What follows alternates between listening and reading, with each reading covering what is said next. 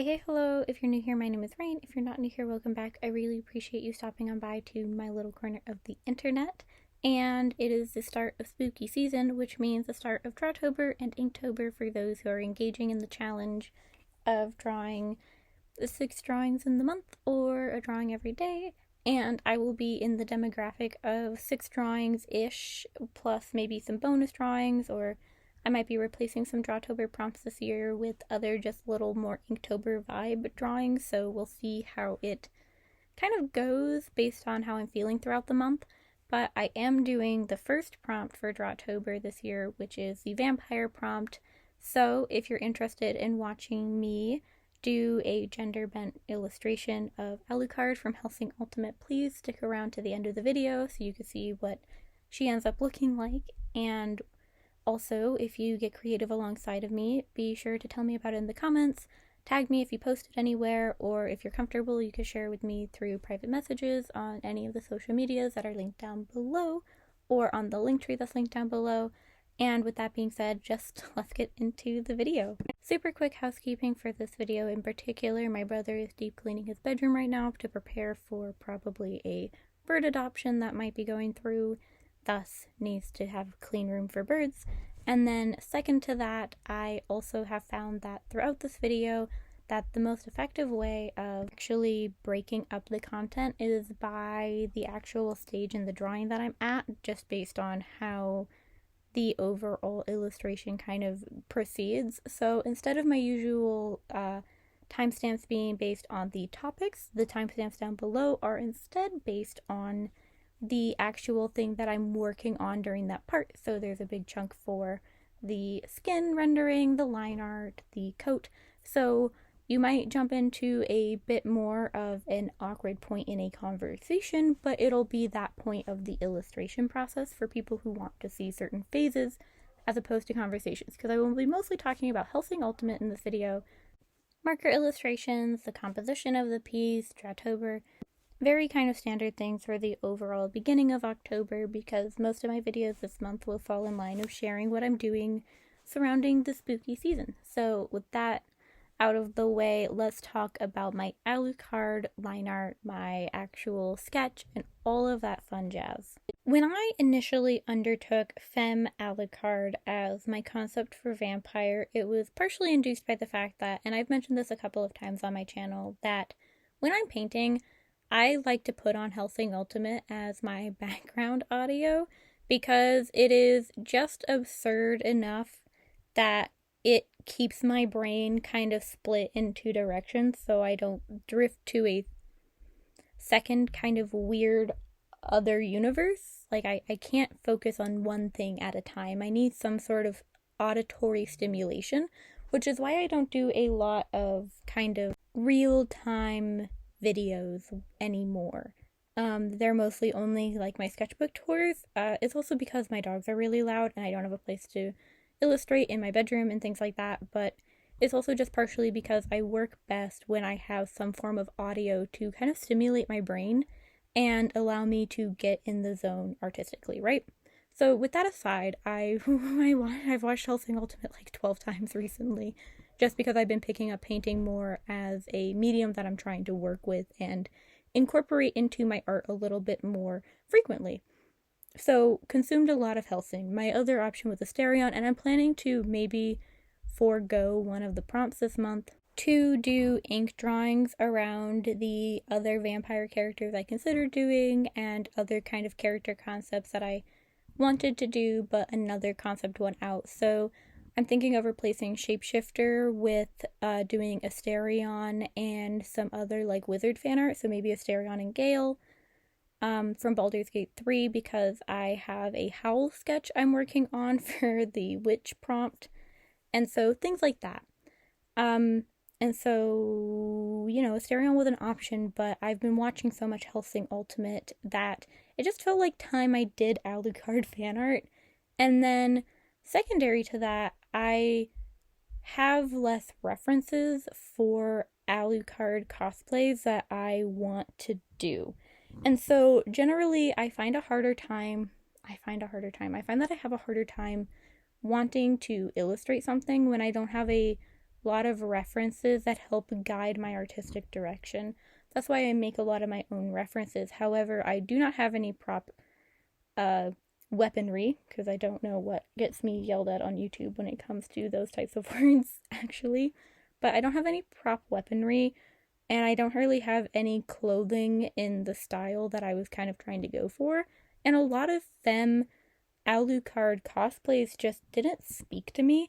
I actually did have a reference that I really liked, and I did do a sketch based on it, but the overall pose, while it looked good in photo because of all of the editing, it didn't have the movement that I wanted as an illustrative quality. And that was something that was very important to me because Alucard as a character is so flamboyant isn't the word.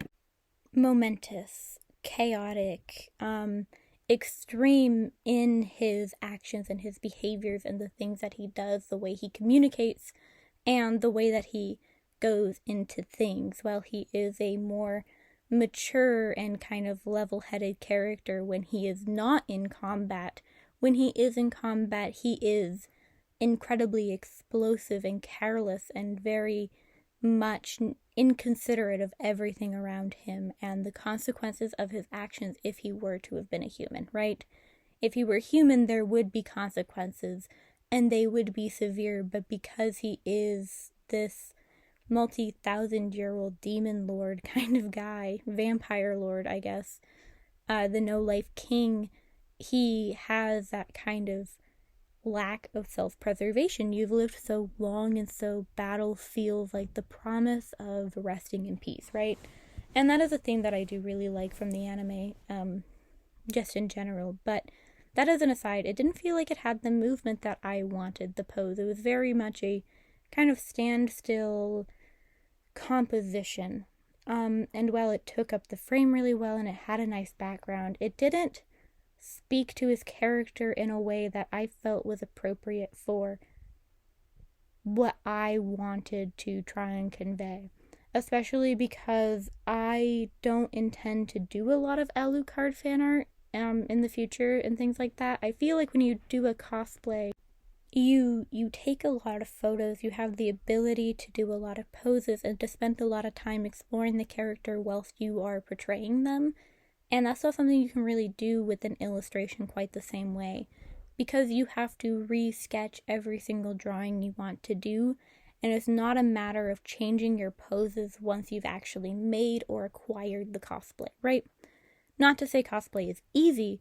I have so much admiration for people who do cosplay, and I wish I had the skill sets to do it, but I care more about my illustration than I do cosplay, and thus don't want to dedicate myself to cosplay when illustration is something that is so important to me, right?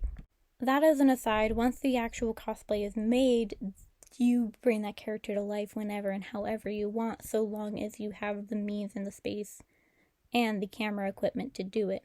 Illustration-wise, that's not the same, and so when I think about capturing Alucard for one time, at least one time as of now, I wanted it to have more personality, and I wanted to push myself a little bit more in terms of body pose. I don't do a lot of dynamic poses with my characters, and that's something that I've been wanting to explore more anyway, and thus it felt like a great opportunity.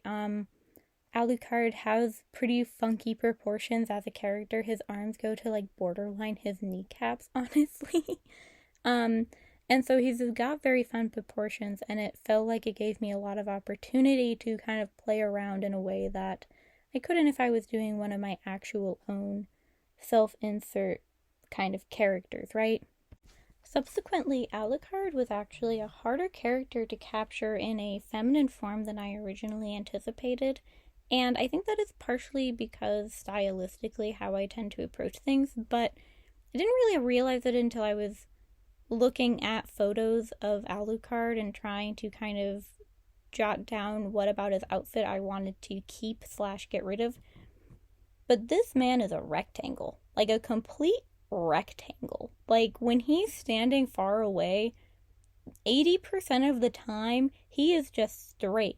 I have no indication of what he looks like under his kind of he has his like trench coat thing, and then this red kind of, I assume it's a vest and not a long sleeve shirt that covers where the pants meet waist, and then the white undershirt and things like that kind of come into play, but I don't know what his physique actually looks like.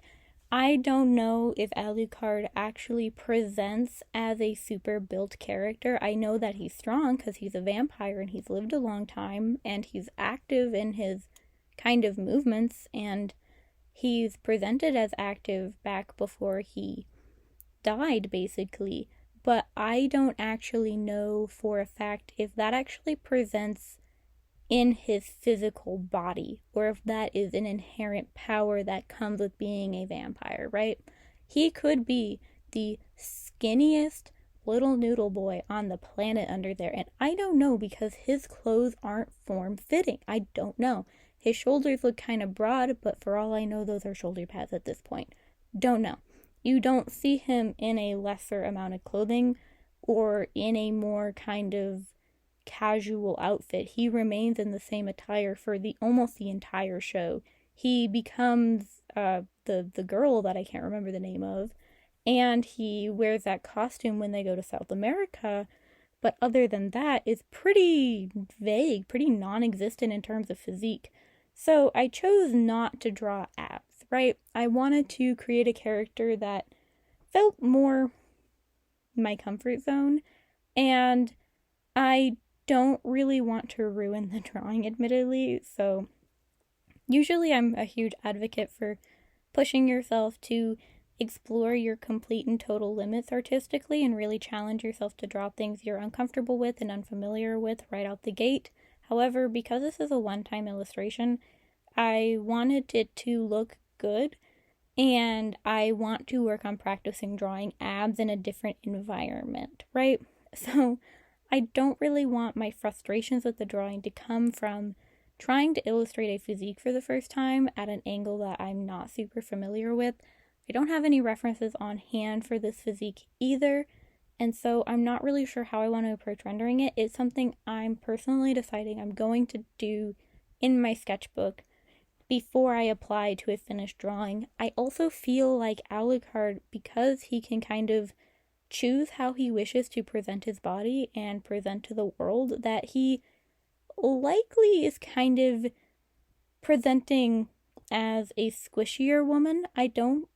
Not a squishy woman, but not a muscly woman, just kind of squishier than what I think his masculine form looks like. I don't know if that makes sense. I feel like as a masculine character, he's moderately well built under his clothes.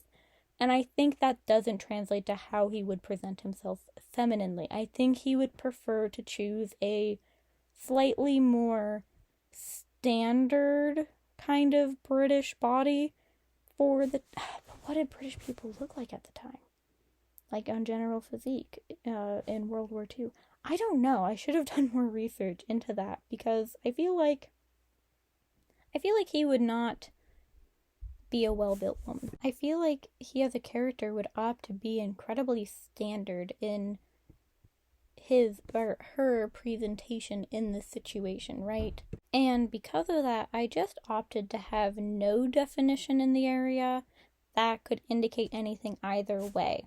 Because the body's twisting, I tried to just kind of keep it the kind of tubular shape you would expect of that torso region, and leave that as something that can be kind of interpreted either way.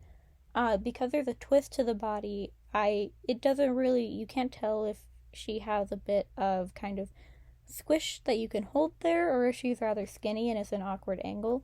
And I kind of like it that way. You know, it's vague, and I feel like Alucard as a character is vague enough that it kind of leaves it up a little bit more to interpretation than anything, like super specific that I could have done. And I think it just turns out kind of okay in the situation, right? Aside from that, I also feel like feminine Alucard, because we're talking about male Alucard right now. Male Alucard doesn't wear any sort of protective gear until the very end of the anime, really, when he's Dracula rather than Alucard. I feel like she would be the type of character to show some skin and present based on aesthetics more than functionality, and I think that would be something that she would take enjoyment in as a character. He presents as a very dapper Englishman in terms of his attire. The red is very striking, but he wears very proper clothing. And I think that carries over to an extent, but with a little bit more of a provocative component. I feel like masculine clothing at the time didn't offer as many opportunities for provocation in that kind of regard, and thus that is why it is something that is not incorporated into the base outfit. As a character, I feel like she's the sort to enjoy engaging in fun, kind of aesthetic, but slightly dapper fits. It's hard to articulate, but that's why I chose a kind of loosened corset halter top, a white button-up that remains from the original outfit, and that kind of weird collar puff tie. I don't know what they're called. Those come from the original outfit. The coat remains the same, but rather than kind of a proper vest, a more corsety halter vest felt very indicative of something that felt like a good translation of the outfit.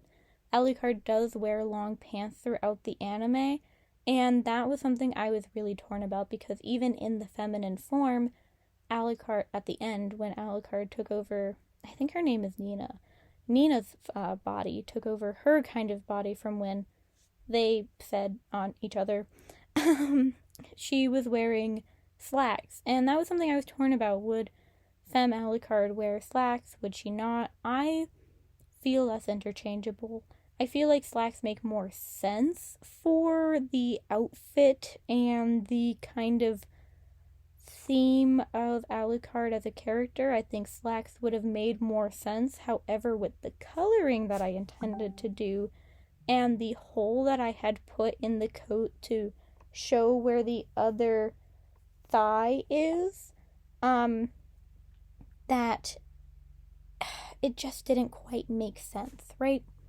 I opted for a gray corset just because the red felt like it was getting a bit much with the style that I have, but if I'd have stuck with the pant option, I would have wanted it to be red all the way through and paid homage fully to the original outfit that Alucard, in his masculine form, wears, right? I would have wanted to pay that proper homage. However, since we're in the situation where I have taken the liberties of also changing from slack to short, I didn't feel like that homage really felt as necessary in presentation, and it'll make a little bit more sense when I discuss this again, but more in depth, when the coloring is actually being undertaken, right? Those sorts of clothing decisions aside, when it came to making those forms of changes, I did overall decide to alter Alucard's base features a little bit in my style, and it was actually a pretty difficult decision to make. I tend to draw kind of more chaotic feminine characters with thinner eyes, and then do most of my expressions through having more room for the eyebrows. So basically I will make a more kind of almond-shaped eye, might be a bit more the way of articulating it. And I do that because it gives me more eyelid space where I can kind of furrow the brows and do really dramatic kind of eyebrow movement to indicate those kind of emotions. However, in Hellsing Ultimate, a lot of the actual indication of like Alucard's emotions come from pupil dilations and not so much the actual eyebrows, I noticed. And so I instead chose my more circular kind of eye approach, and while I did put the eyebrows higher up than I usually would on a face to still give that kind of eyelid movement so that I could, indicate emotion with eyebrows if I were to do another drawing with this design, and have it be more kind of like expressioned, I guess. I did decide to go with more circular eyes just because it gives more iris space to kind of express emotions and kind of manipulate the pupil. However, if you look at my OC Eris, who is the reincarnate of the Greek goddess of chaos, she has, her eyes are generally a little bit, like, take up a little bit less space on her face because I want her to have those super big eyelid areas. And I do pretty intense double lids on those characters. Like, you can see the fold is halfway between the eye and the eyebrow, and I make them pretty deep. So that I can kind of alter that line to kind of indicate the furrowing of the brow a little bit more effectively as well. She has a more intense indication of her double lid and kind of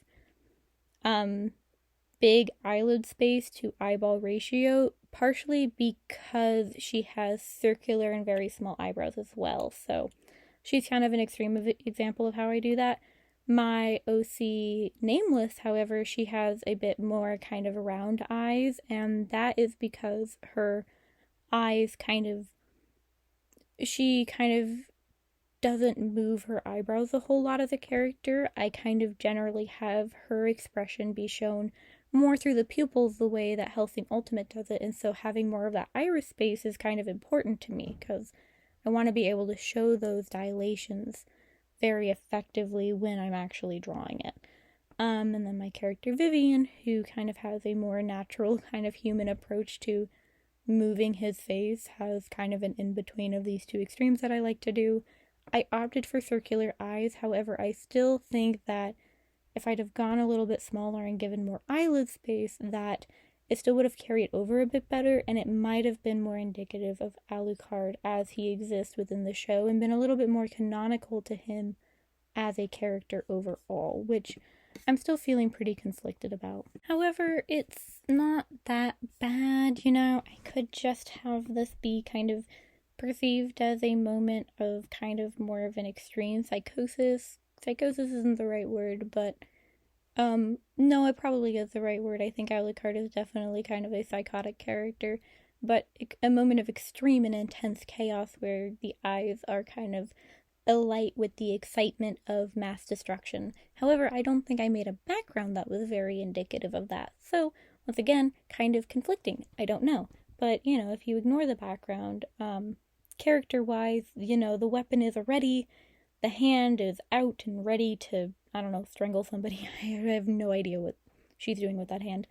And her cloak is kind of burning away. It makes more sense when it's rendered, but you could see where I've chopped up the edge, and I've put holes in the actual kind of trench coat kind of thing. I think it's just a trench coat, isn't it? But it's on fire. It's not super on fire, but it's kind of withering away, like kind of ashing away or something of that nature. You know, it's an intense moment in terms of kind of movement and kind of the flow of things, and so I think it kind of can be kind of chalked up to that if I decide to give her more eyelid space so that I can have more crazy eyebrows in the future. I'm just not entirely sure about it. Alucard has so much of his hair covering his face most of the anime that I don't think you really get to see the eyebrows for the most part, and that's part of why I feel like it's mostly shown in the immediate eye area where it's the pupils and kind of the slight tweaks of the corners of the eyes, whether it's wrinkling or kind of, you know, there's a bit of a furrow kind of near the corner where it's closer to the nose, things of that nature, is a little bit more expressive of what he's feeling in the moment. But I didn't really want my femme Alucard to have bangs that covered over her face too much, so I kind of put it in a situation where the hair is kind of sweeping in the way, and how it'll actually fall when the movement is settled might cover the face a little bit, but probably not as much. You know, we're not talking like Violet from Incredibles type hair in the way, but there is a lot of it, and it can be covering from time to time. And that's something that'll be a little bit more kind of tweakable as I feel is necessary. When it comes to the actual kind of rendering, you will see my brown hair peeking up in the corner from time to time. I don't know what it has been about me on my channel the past 3 or 4 uploads, but I am just really leaning into my camera recently. I feel like my eye prescription is like completely fine, so I have no idea what I'm doing leaning so close to my art recently, but it's just been kind of something I'm doing. So I cut out, there's some awkward places where I kind of cut, and it's because I just get in the way of the camera too much and it's kind of awkward, and I know you're not seeing much of anything. And then additionally, kind of similarly to that, I tried to do a better job this video than the last video of cutting out all of the points where I'm just kind of awkwardly fumbling around with my pens, recapping them, things like that, or kind of picking out colors and not actually actively doing anything with them, so that there's a little bit less downtime in this already longer video where you guys are not actually watching anything much happen. I still think I probably missed a few big spots because I kind of like those downtimes when I'm watching a video. You know, it feels a little bit closer to a live stream, and while if this was a live stream it'd be like 4 hours long, I enjoy and I like to indulge in those brief moments where I feel like I'm more there with the person. However, I want to find a good middle ground where it's not too much of it to the point where it feels excessive, but there's enough of it that it still feels like I didn't edit it too intensely and cut out a bunch of stuff. All of the serious jump cuts you see between like things not being done and done, I did just turn off my camera altogether and was probably working with a student, talking about their homework and stuff like that, talking them through problems, helping them process information and things like that, whilst just doing little bits here and there. I find it's pretty easy to do some kind of methodical blending and cover big expanses of space when I'm just having that conversation with a student, especially my students who are in more English-oriented classes. I have to demonstrate some things, but for the most part, it's helping them process and form ideas for a broader paper and discussing what they can do to improve it, leaving comments, and so actually getting some art done at the same time isn't actually particularly difficult for me, so that is a reason why some of this is not as recorded as usual, and there are some bigger jump cuts as well. However, I got most of the kind of interesting part, and I intentionally didn't record areas where I knew I was just filling in multiple layers of massive flat expanses of uninteresting stuff. So, the background. I did not record me filling in the background, and I also did not record me doing some of the layers to the hair. The hair took 5 or 6 layers to get it to a color I was happy with. That is something that I also found myself kind of conflicted about. I'm not super comfortable rendering without black markers, and so that was a challenge I put upon myself for this Drawtober because I want to kind of distinctly work with less black in my actual blending so that my actual fully line art pieces that I'm doing for the more ink component of Drawtober, so Drawtober and Inktober, I've kind of combined them into my own personal little list this year. Those feel a little bit more poppy and a little bit more like a treat when compared to the whole anthology of work that I'm hoping to create this month. So we'll see how well that works out, but I'm pretty optimistic that it'll be a good balance and that it'll overall have a very nice kind of look to it. But generally speaking, I found that I was using a lot of layers, and it would have been so much easier to just mix black and tip to tip with my markers, and so I'm not sure if I'll keep up with this kind of idea. It really depends on how I end up liking it in a couple of days once I've really sat with the illustration, I've processed it. I've ensured that I don't make the decision to make any changes. I already have some changes I'm considering and will actually do based on if the comments really, if you guys really think that I should follow through with them. Those will become a little bit more predominant as they become relevant, but just know I have some comment prompts for you guys incoming about some decisions I've made that were not smart. One is the tummy that you're watching me render. I tried to make it darker than the face because I wanted it to be indicated that it's being well shadowed by the trench coat, and I feel like it was stupid of me. I feel like, well, yes, theoretically, it's being a little bit more shadowed by the coat than the hair is by the face, that actually incorporating the shadow directly into the rendering process just kind of created this issue for me where I didn't feel compelled to do more solid overlays with colors. So usually when you work in marker, when I work in marker, I do a kind of base color, a base couple runs, and I get all of my flat colors down. Then I start layering to actually incorporate the shadows and the sense of depth that I want my artwork to create and convey to a viewer. So when you get to the coat, you'll see that I layer a completely different color than the red to create a greater shadow. When it comes to skin, I do it in reverse. I lay down my base skin color, I add a little bit of the flushing and the kind of base shadows, and then to incorporate the lighting of the scene, the whole scene as a whole. That was a stupid sentence, but the scene as it's in its entirety, I will do that by overlaying the color that I want the shadow to be over everything at once, right? So that that shadow is consistent and it's being added on top of all of these kind of base colors, right? So you color it as if there's no scene lighting at all. It's just very, very basic lighting from the basic direction you want it to be in, right? As if light isn't casting a color, right? So if you're outside and it's sunny, the sun is yellow, and so the shadow that is cast will be purple because those are opposites. They are kind of complementary colors, right?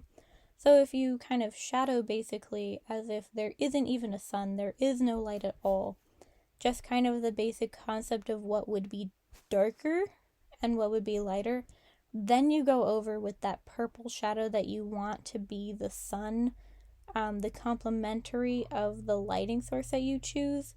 It feels more cohesive, at least for me as somebody who is kind of inexperienced in color theory and creating more dynamic scenes. Just adding all of my shadows at the very end makes it easier for me to start to comprehend how I need to approach actually lighting the environment.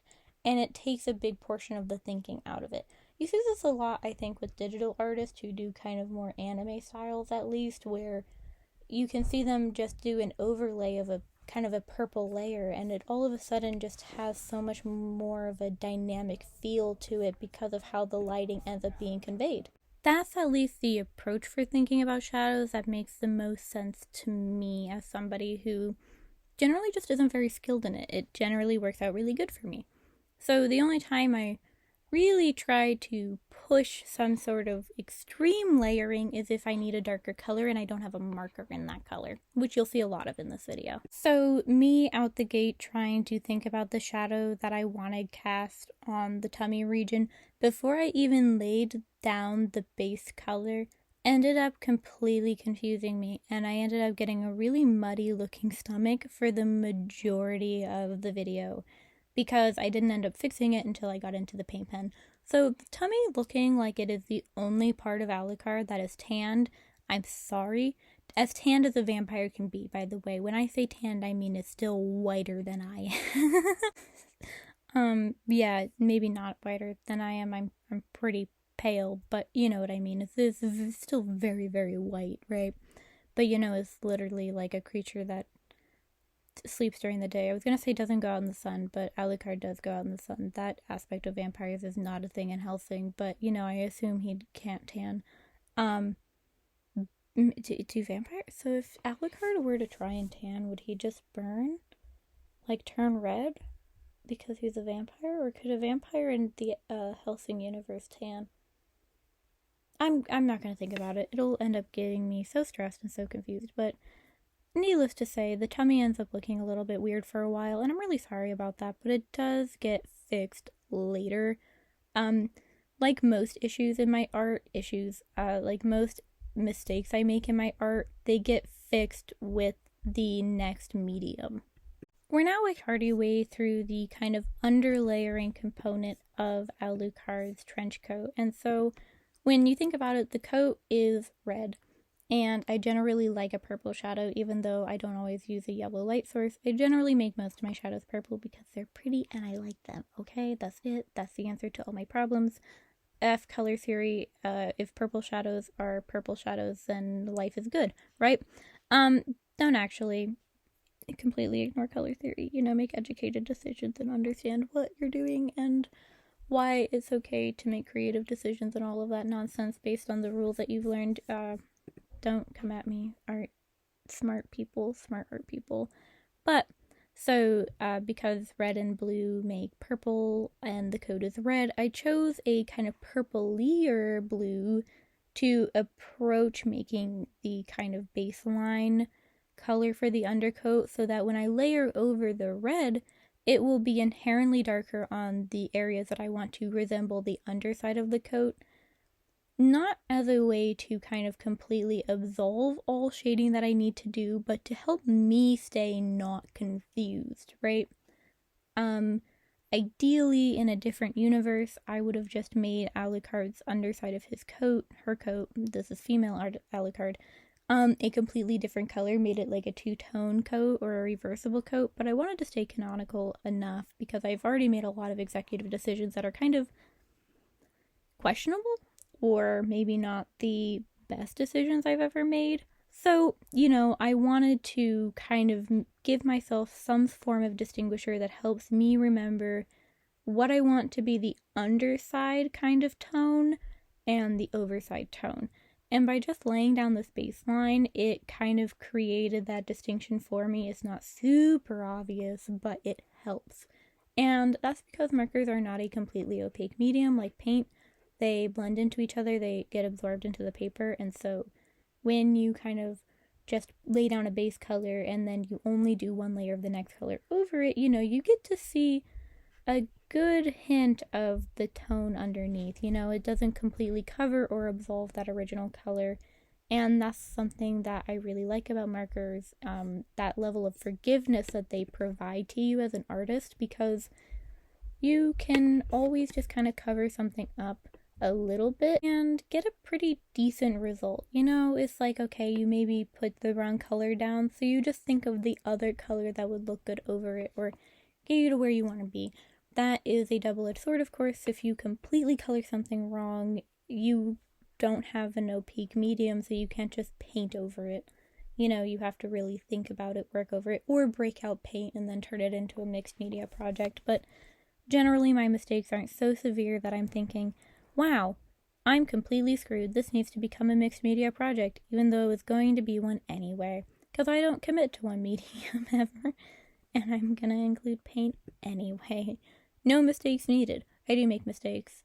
I color outside of the lines a couple of times on accident in this video, and it drove me so bonkers. I was losing my mind at some points, but that's fine. I'm pretty out of practice with markers. I actually don't remember the last time I used them for a large portion of an illustration on my channel. So, I've been kind of not working with these massive brush tips for a hot minute, but it's not a good excuse for me just being clumsy and fat-fingered. I swear everything in life is being a fat-fingered excuse at this point, but as you can now see, as I'm layering that red over, it does have that slight purpley bluish tint to it compared to the red that's on the sleeve.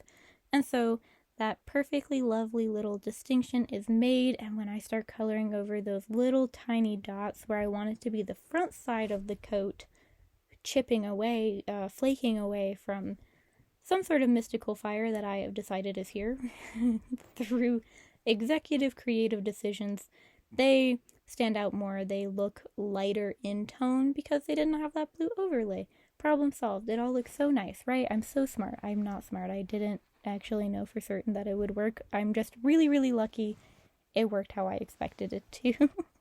But needless to say, I think it overall really helped me to create that distinguishing kind of component without going too intense with it. Because another thing that I was conflicted about, because this entire video is me talking about artistic conflictions, is Hellsing as an anime is a very kind of simple color palette, right? There are a lot of accessory colors, and clothing and stuff from here to there, but the primary colors are really kind of black, red, white, and orange, really. Ceres's uniform is kind of a yellowy kind of tone, but when it comes to Alucard as a character, they are never really in color. It's really just that red that ever is there and the orange of the glasses. So, as a whole, creating shadows and incorporating kind of intense feelings of kind of dynamic colors didn't feel very appropriate for the illustration either. While I'm somebody who generally does a lot of kind of color mixing and layering a bunch of dashes of different colors to create the illusion of good blending, Alucard and Hellsing use black and just harsh black lines to indicate those shadows a lot of the time. And so that was something that I ended up kind of deciding I wanted to not commit to or carry throughout the entire piece, but I did want to go a little bit more simplistic in terms of my usual kind of more hyper poppy approach to rendering and actually providing color to a finished piece.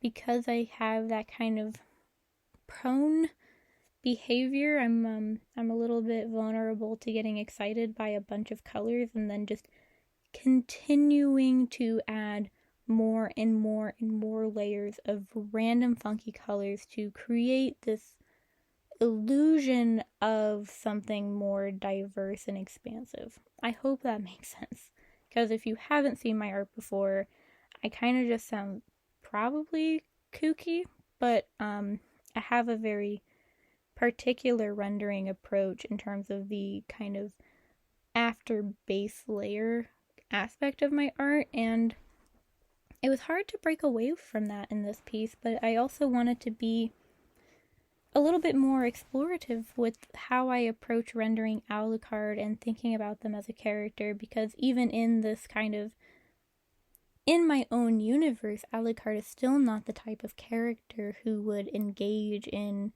wearing other colors and presenting themselves in a way beyond how they present themselves in the show. It's a little bit kind of difficult to articulate, but I just don't feel like Alucard has any desire to change the iconography that he has already made for himself, and thus trying to render him in a lot of characters just isn't reasonable, even if stylistically is more in line with my art. And so I wanted to find a balance between that, not only because I wanted this to be recognizable as Alucard at least a little bit, because Femme Alucard is different in the show. Femme Alucard has a completely different appearance because Femme Alucard is Nina. I thought that if I maintain a very simple color palette compared to my usual work, that I would be able to achieve that recognizability for Alucard as a character. And I think I did an okay job. I think that I probably didn't have to worry as much as I did. I generally find that when it comes to creating fan art of something that I haven't drawn a lot of, I lack a lot of confidence because I haven't found my own personal style for that character. And it feels weird to say, but I feel like my style changes very minutely depending on the character and the media that I am trying to illustrate for. All of my characters have their kind of similar appearance or their kind of special way that I draw them when I'm, using my art style and all of that. But when it comes to something created by somebody else, I really do try to find a balance between what makes them recognizable to their original media and who they are intended to be by the original creator, and then how does that look and translate into my art style and the kind of differences that exist between those components. And for some artists it's very easy to just translate a character directly into their art style and have them still be recognizable for who they are based on their kind of attire and things like that, which I think is applicable to Alucard. I think it's very easy to recognize Alucard based on the clothing that she wears, the weapon she wields, her gloves, the insignia on the back of her glove, the glasses. It's all very recognizable, and so I don't think I needed to worry about it, yes, but I still want to think about it, and I still don't want to get out of practice of thinking what makes her her and how much does that art style actually apply to that understanding. Because when you have a very simple character, Alucard not being one of them, but when you have a very basic, bland kind of MC who kind of just fits a very standard, stereotypical person, a lot of what makes them is the art style that they're rendered in, A lot of isekai MCs just all look basically the same to me. And so it's something that I was really trying to think about when I actually was rendering, is what in the art style is very much indicative to how the character presents. And if the character was drawn in a different art style originally, would I still make the decision that I'm making in this moment? The answer was generally across the board, yes. But I still tried to ask myself those questions and think about those things when it came to the overall coloring decisions that I made. And I mean, it's also part of why I made some of the not stylistic, but the actual kind of composition decisions I made. Like adding those strings coming from her hat. If you look at Alucard's base character, he has these kind of bandage wrappings going around the actual hat part. The part that's not the brim, right? And me designing her with the knowledge that that part of the hat wouldn't be visible didn't make me want to not incorporate them somehow by having them kind of unwind or not perfectly tied, so that I can maintain that aspect of the character and it's understood that those bandages are still a part of the outfit somehow. And maybe I was thinking a little bit too hard about how to make this character as recognizable as possible. And that comes from just sheer artistic insecurity, because there really is no way to explain why I was so nervous people wouldn't be able to recognize Femme Alucard just because it's my style, other than me being not confident in my ability to convey information artistically, which isn't true. And I think that's something that a lot of artists kind of easily fall into the trap of feeling that they're not very good at conveying information. But, I can go back and look at my Julian DeVrock fan art from when I started drawing when I was 16, and it is very, very obviously Julian DeVrock, even though it's awful. The proportions are out of this world bad, and everything is wrong with it. Everything that can be wrong went wrong, right? But I can still tell based on the hair shape, the way it falls over the face, the eye patch, the eyes, the eyebrows, the way I approached emphasis on trying to convey the smile is all indicative of Julian DeVrock as a character. And so somehow, even with my lack of skill set, I'm still able to convey this information. And I think that applies to a large portion of young and beginner artists, is that it's not that you can't do it and you don't have the skills to do it, it's that you don't have the confidence in yourself to believe that you're doing a good enough job.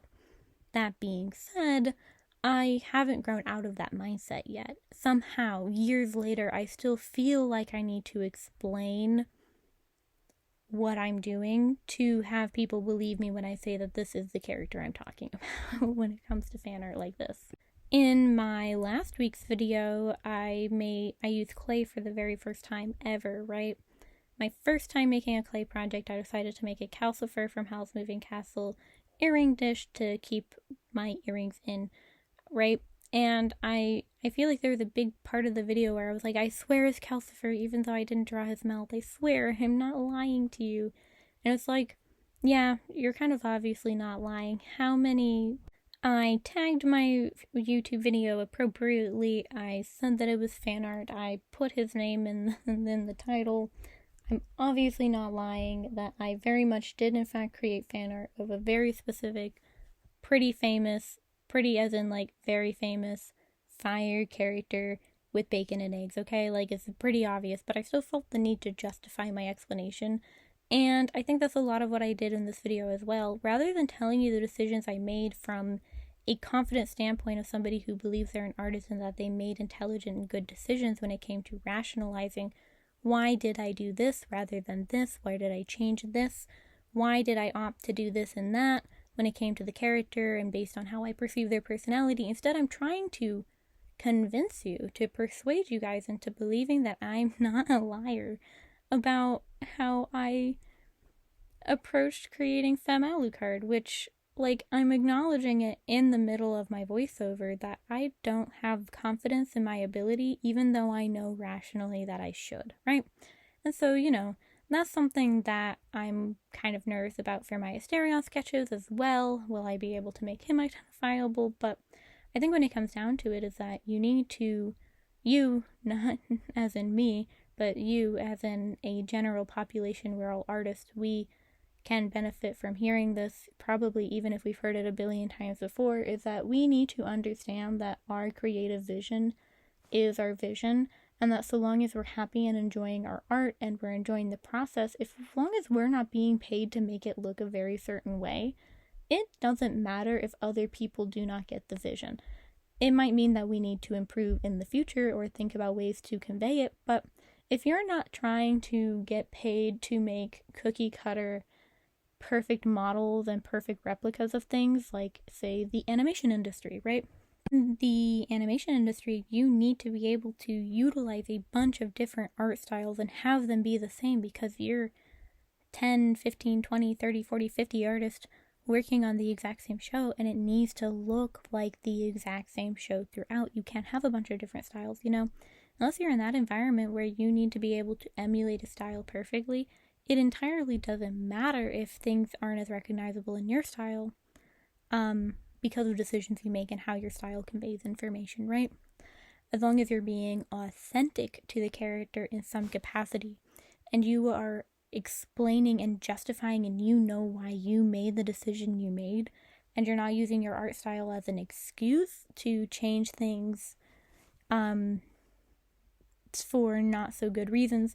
And I mention this specifically because I know that there are a lot of people out there, and while I don't believe I have any in my community because I'm so small, I do feel obligated to state that, like, if you're changing the facial features of a character of color, it is highly inappropriate to use your art style as an excuse for completely erasing their features and things like that.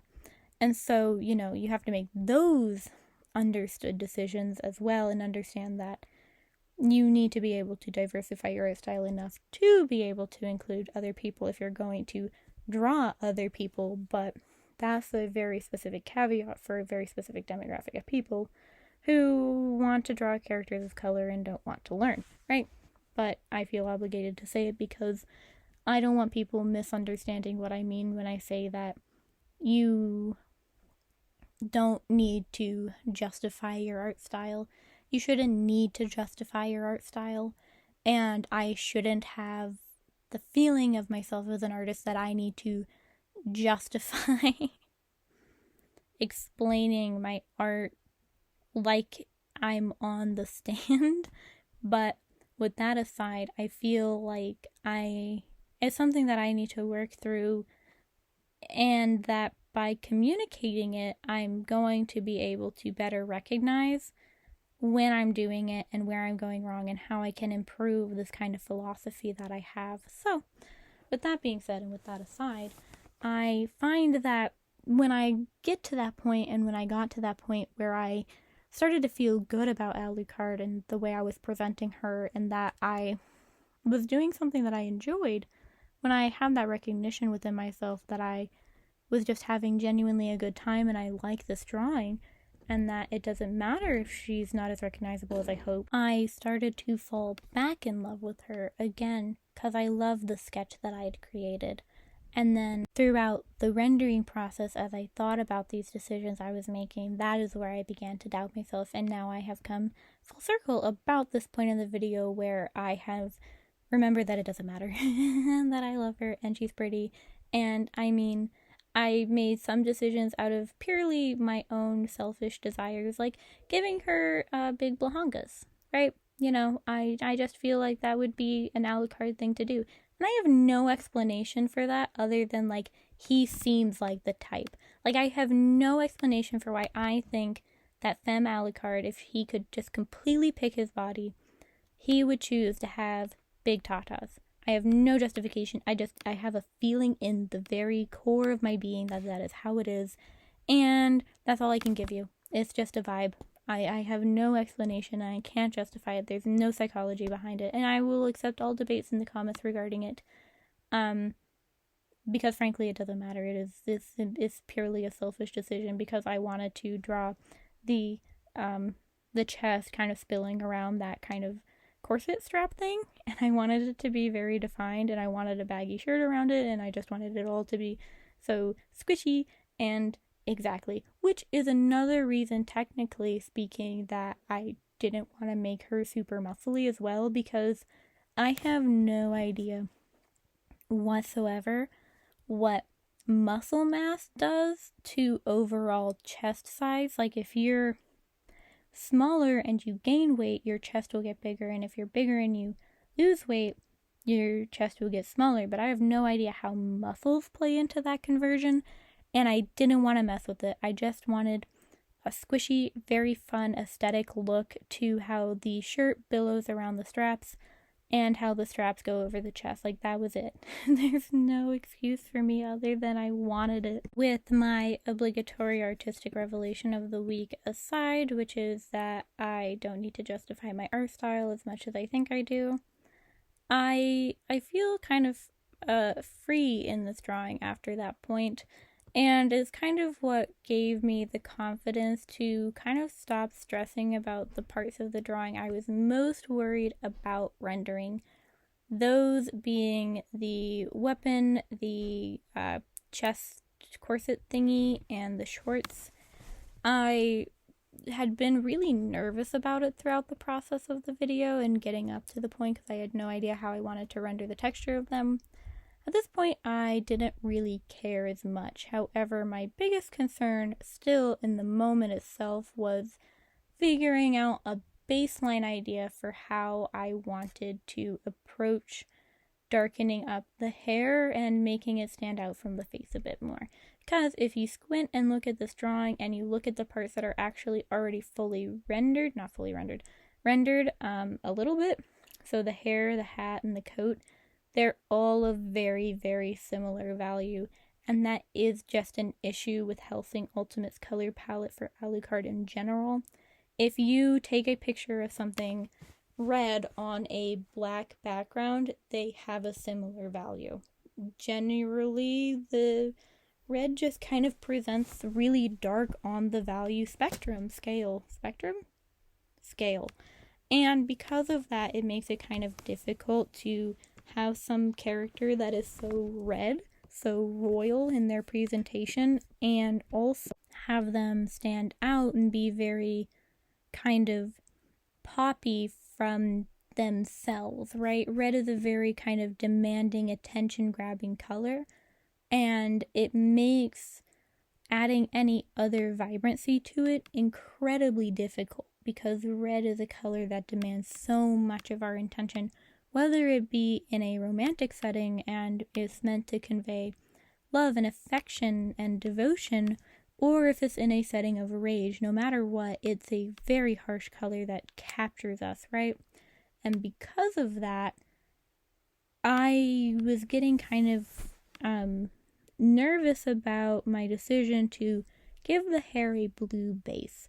And the blue base was because I was still thinking about making the background black at this point, and thus coloring the hair in completely black would have negated that as a possibility. So my decision and my idea at this point is to go with a blue base and alternate between the darkest blue and purple markers I have until it builds up to something that is very close to black. And if you look at birds like ravens and crows, when the light hits them, they at times have a very nice, pretty blue sheen to them. And so my hope was to kind of convey that kind of idea. But when you're using a blue against a red, they look like the same thing when you squint. Like, they just kind of blend together and become this purple blob. And it's kind of nerve-wracking because it's just, well, how is this final product actually gonna look when I'm trying to take steps to then give it a dark background? I don't like light backgrounds. I find them unattractive generally. I don't care if other people do it in their art, but I personally like my backgrounds to be very dark when it comes to a character because I want the character to be the only thing you really focus on. I don't want the background to kind of indicate a lighting component that isn't really realistic, so lighter colors kind of feel like a light source, right? They feel like where the light's coming from. So I generally don't want to use a light color for a background because I don't want it to make the lighting of the drawing feel off. If you choose something dark, then that feels like an absence of light, so that it doesn't really mess up the illusion of what's your brightest point quite the same way, right? I think that made sense, but I think I stumbled over it. Regardless of any of that, that's just all to explain why I'm trying to avoid using straight black for the hair. While stylistically I think it looks really, really nice. I really like a stark black hair. I really like a stark black background as well. And everything is already so saturated and intense with this drawing that even if I do straight black hair and then a different color background, there aren't a lot of background colors that will work, right? Because like if I do a royal purple, then that's already a super saturated, very intense, eye-catching color, clashing and directly going against the super clashing, eye-catching red color, and so purple's out of the question in terms of a background color, so I need something neutral. So basically my decision in the blue hair currently, and layering it up so it's like a super deep blue, is to try and preserve my options for a background color that will not be incredibly intense and not make the lighting seem completely off, which is something I didn't think about before I did the drawing, and I should have. So much of Hellsing Ultimate is just such dark backgrounds because you're focusing on the characters and the gore, and the everything that is Hellsing Ultimate is just kind of a lot. But with all of that, I wasn't thinking about the background color when it actually came to the moment. And to add more red would just be way too much, and I don't have any other red Ohuhu markers that would work as a red color that wouldn't be the same as the coat. And I was not feeling super good this day, so I didn't want to go get any coat picks just to swatch them and see if I even had one that would work.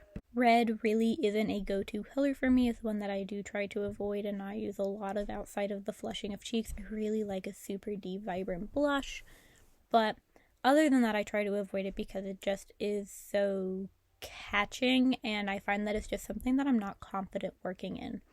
And that is easily replaced with a lot of other colors. That is about where my ability to actively record the things I was working on that day ended. So when I woke up this morning, I basically worked on refining and finalizing the parts of this illustration for you guys. So what I did whilst you guys were not available to watch and experience basically was the background I was talking about. So I did go with a neutral brown. I hate it. I don't like it. I do not know what I'm going to do about it. I probably am going to cover it with something else. But for now it is a neutral brown, and I am yet to finalize what I want to do about it.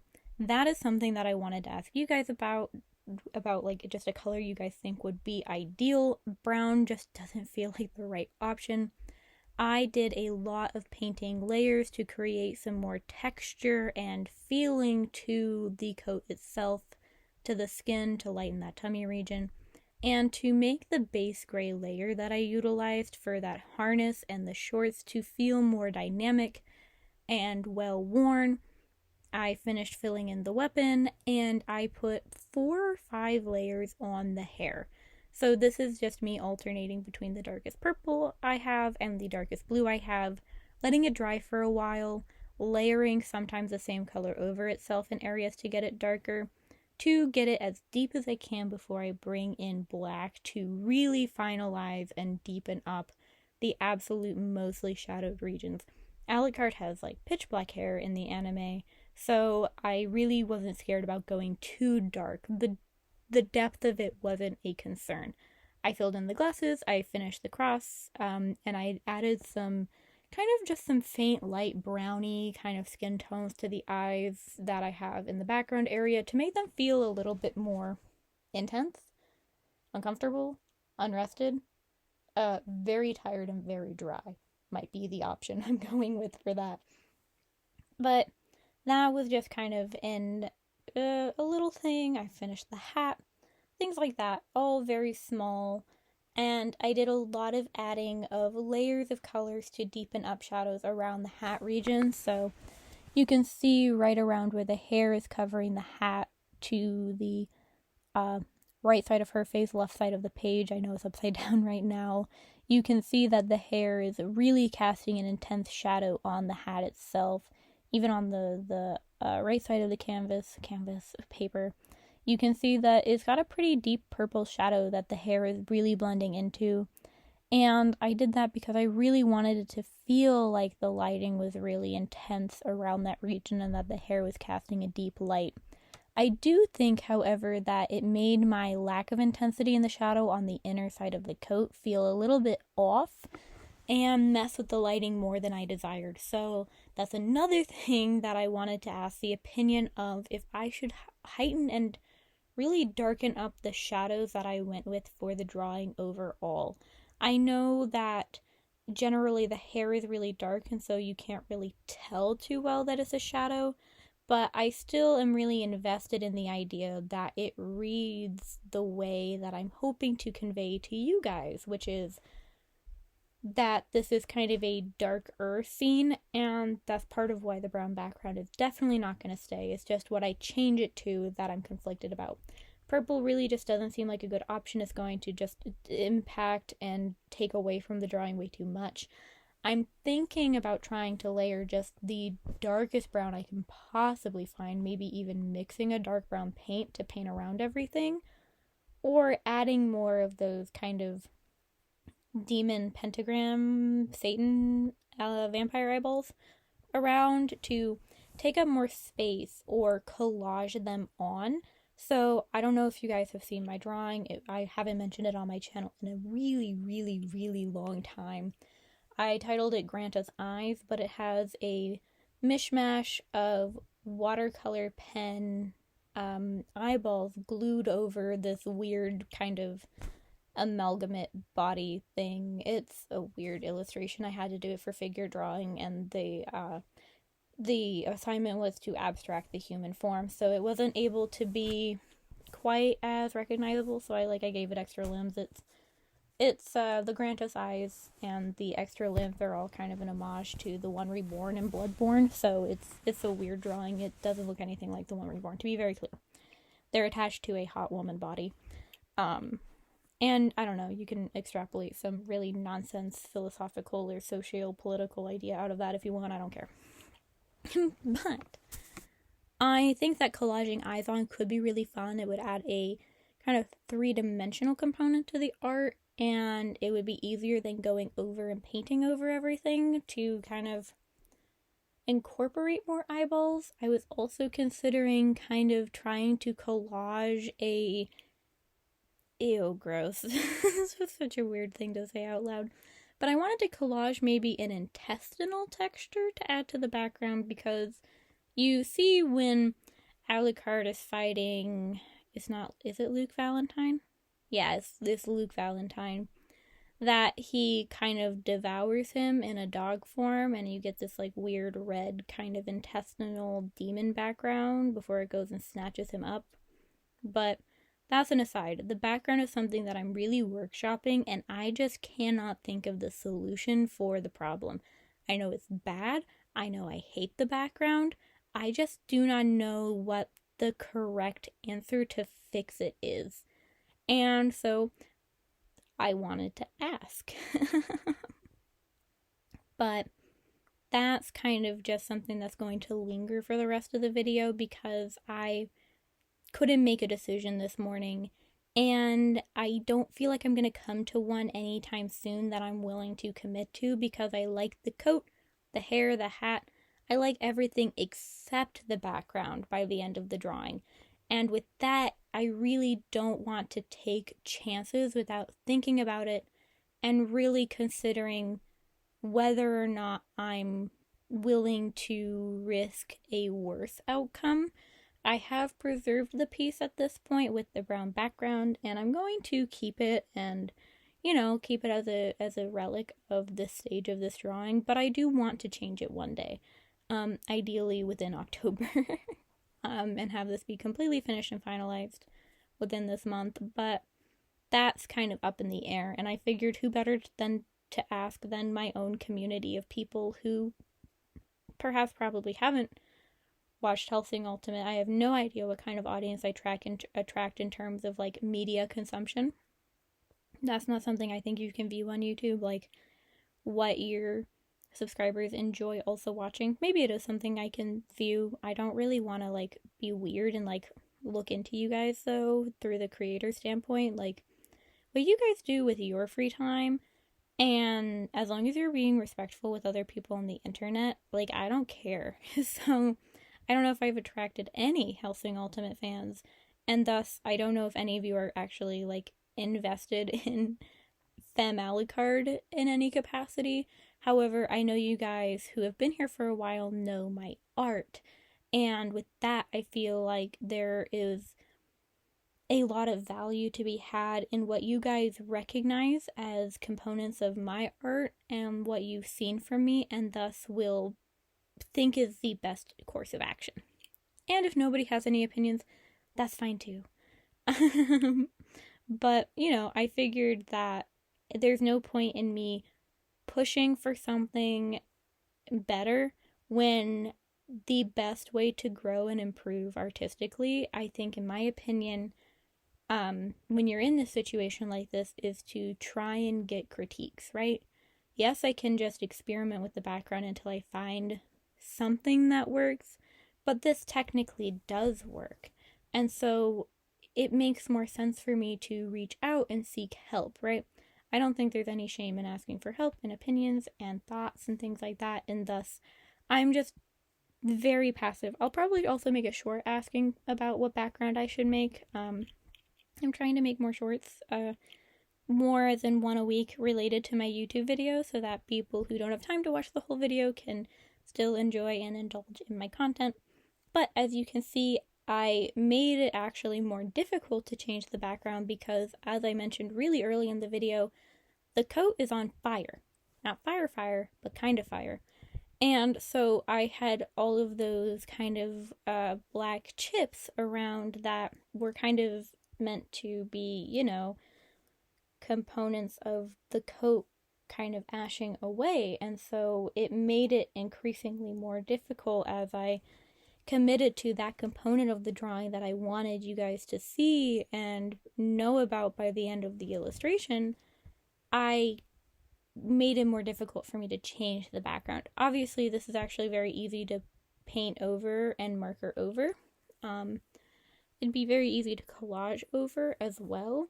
It makes me even more committed to inquiring about the best course of action rather than just making that executive decision and hoping that I like the overall outcome, because there is now an extra work and a loss of effort in terms of these like chips and wisps of the coat.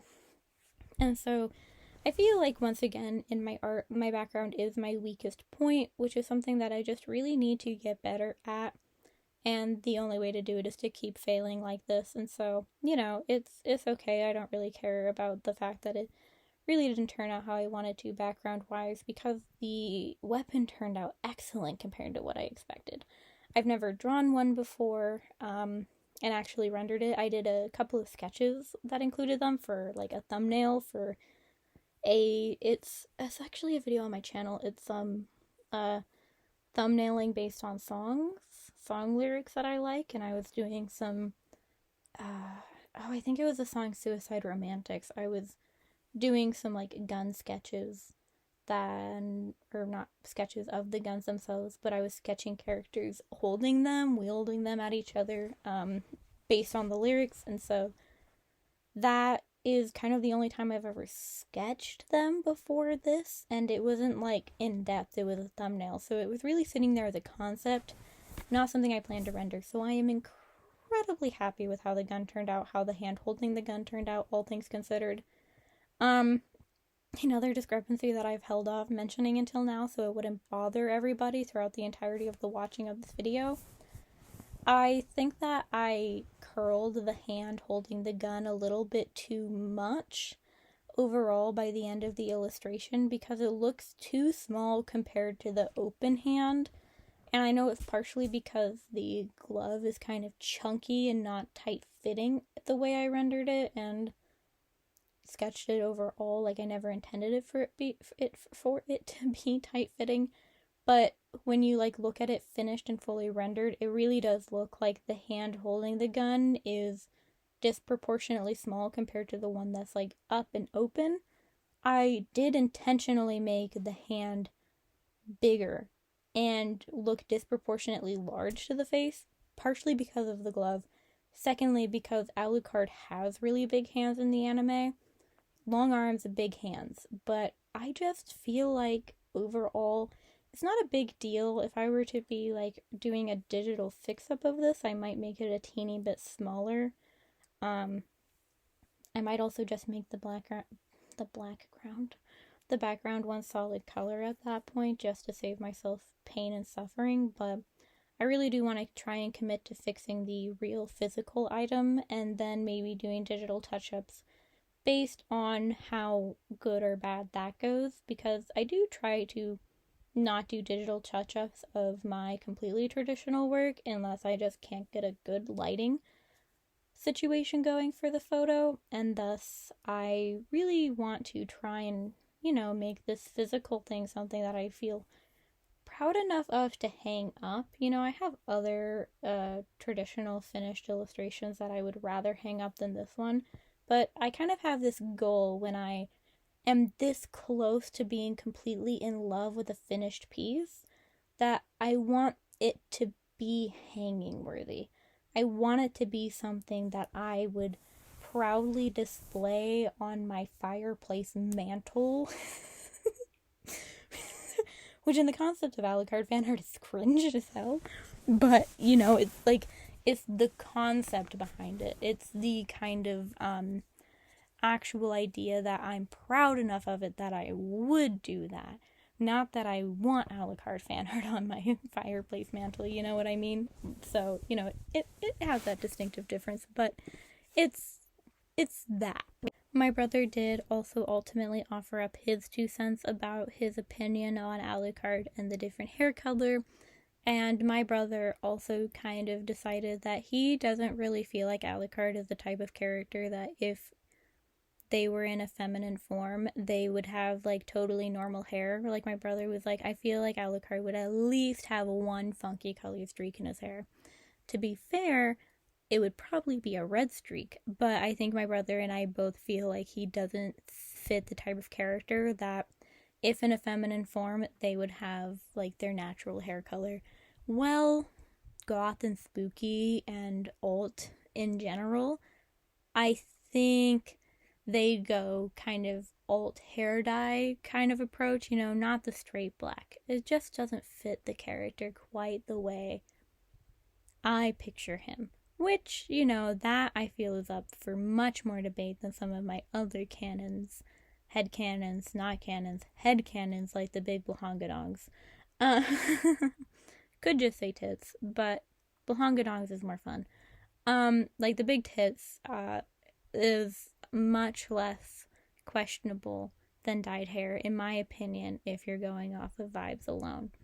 That's a joke, by the way. I realize that I don't have a particularly good inflection to my voice, so sometimes my jokes just sound like straight fact. But that was a joke, just to be clear. But with that, I do feel like I really did push my boundaries a little bit. I drew a weapon. I don't do that. I drew a hand holding a weapon. I drew a pentagram on a glove. That's the pushing of boundaries enough for me. But with all of this being said, I will be posting a poll with this piece and some background options that I want to ask you guys about. And I'll probably make a short about it as well, just to try and reach a different audience who might have more opinions or bully me on the internet. We'll see what happens with that. So if you're feeling comfortable with expressing your opinions, but you don't want to articulate it in the comments section down here, I will say that I am going to put up multiple different methods for participating in roasting my art. So if you want to do it in poll form, I will be creating that and scheduling it for around the time that this video goes live. So just click on my name down below. It'll also probably be linked in the card if I'm capable of doing that. I don't know if you can link community post, but just click on my name. You should be able to go to community from there, and you can bully me that way. Or you can nicely suggest that I do something different. Either way works. I'm an artist on the internet. I expect to be harassed. With that out of the way, thank you so much for watching all the way through to the end of this video. And if you liked it, like it. Dislike if you dislike it. I truly do appreciate everybody who really takes the time out of their day to sit with me and kind of go over these artistic explorations with me, critique me, talk to me, create with me. Genuinely, when people tell me in the comments that they love watching my long videos and just being creative while listening to me talk and rant and be creative on my end, they feel comforted and they feel like they have someone that they're being creative with. So truly it means the world to me, and I'm so honored that you guys spend your time with me once a week, or when you have the availability to do so. So thank you so much. I really appreciate it. And yeah, so like, dislike, subscribe if you would like to see more of my content, and join me next Saturday or Sunday. I might be changing my upload schedule. We'll see what happens. And I think that is it. So I hope you have a wonderful rest of your day, night, wherever you are. Bye-bye!